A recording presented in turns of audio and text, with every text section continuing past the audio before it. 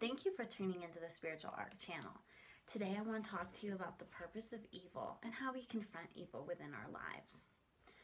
First, let me explain where my inspiration for this message comes from. I have a life-threatening illness that often brings me close to death. During these times, I will often hear messages. And then when I am feeling better, I will write those messages down, try to interpret them.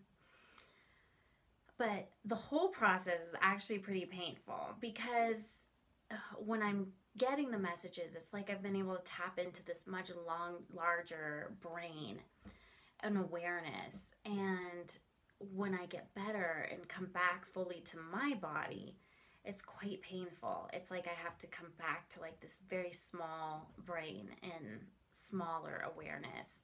Then that's what I'm left to interpret these messages with. So with that, just know that this isn't a perfect message, and it is of course faulted because it's all been filtered through my small brain. But I do believe that the essence of the message has been divinely inspired.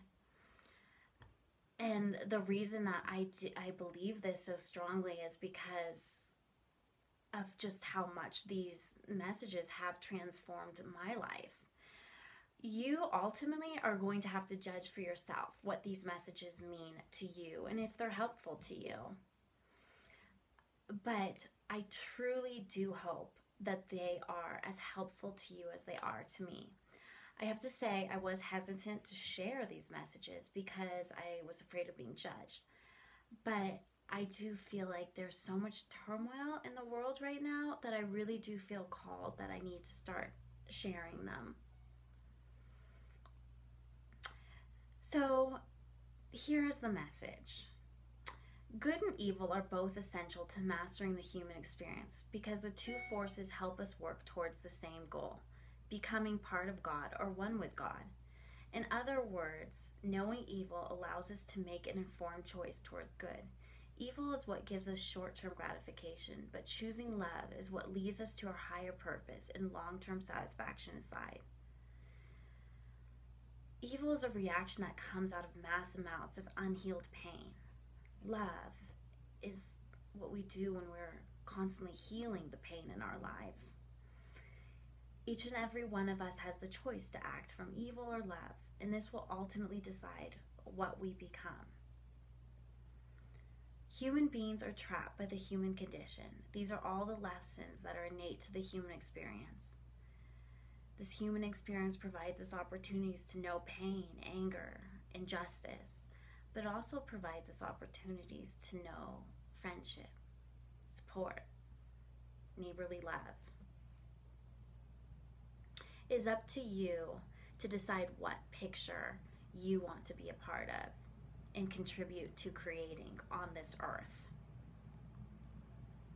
One of the hardest parts of being human is learning to accept the pain of it without it resulting in anger that we act from. When we do act from this anger, we create this cycle of pain.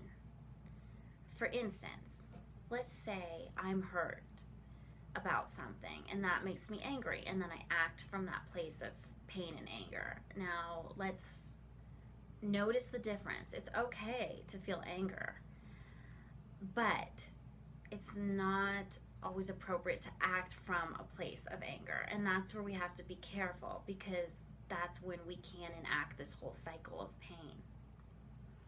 One of the main goals in the human existence is learning not to act from a place of pain, but instead to feel an ultimate amount of pain and rage and not act from it. To instead act from a place of healing. One thing that causes a large amount of pain is a sudden change that is unwelcome.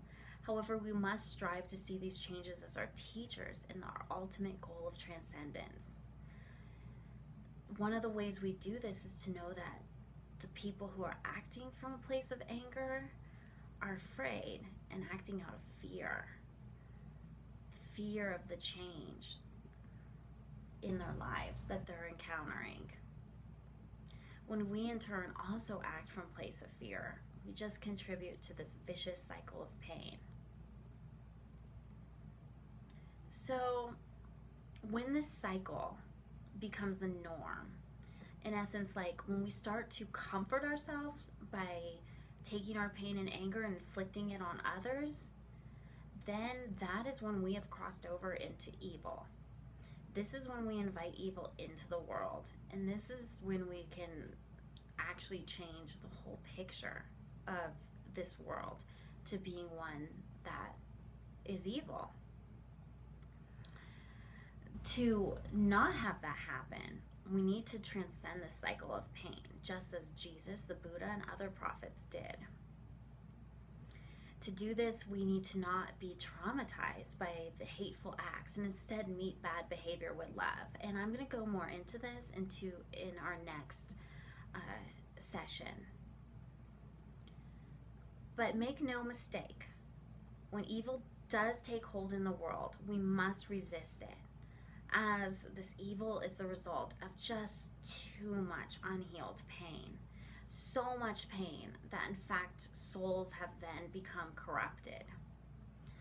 We've seen this with ISIS, the neo-Nazi movement, and any other movement where people bring pain and suffering into the world that they justify with hateful ideology. When we see this, we must work hard to disrupt this evil so that it doesn't change our entire picture on this earth to being one of hell on earth. We need to stop this evil from spreading like a cancer. But to do this, we can't stop it by inflicting pain for pain's sake, okay? Because then we're just becoming part of the evil, and evil then wins. The best way to stop evil is when it's still in the stage of bad behavior and we can meet it with love. But once it's gone into that stage of being evil, then we have to meet it with a form of resistance. That means speaking out against evil. That means standing up to it. That means meeting it with justice, but not meeting it with pain for pain's sake and falling into that cycle again. So every day, be conscious of what picture you are creating in the world that day. Are you creating a picture of love, or are you contributing to a picture of pain? And this really does start with the everyday acts. For instance, think about, does my neighbor need help with something that I can help them with? Does something need to be done to help someone that I've encountered in my path of life? Can I give someone something that they need more than I do today? Can I let this person with less items go before me in line? All these small little acts really do make a world of difference into the picture that we create here on earth. And tune in next time, and we'll be talking more about how to keep our soul from becoming corrupted or traumatized by evil acts. Thank you.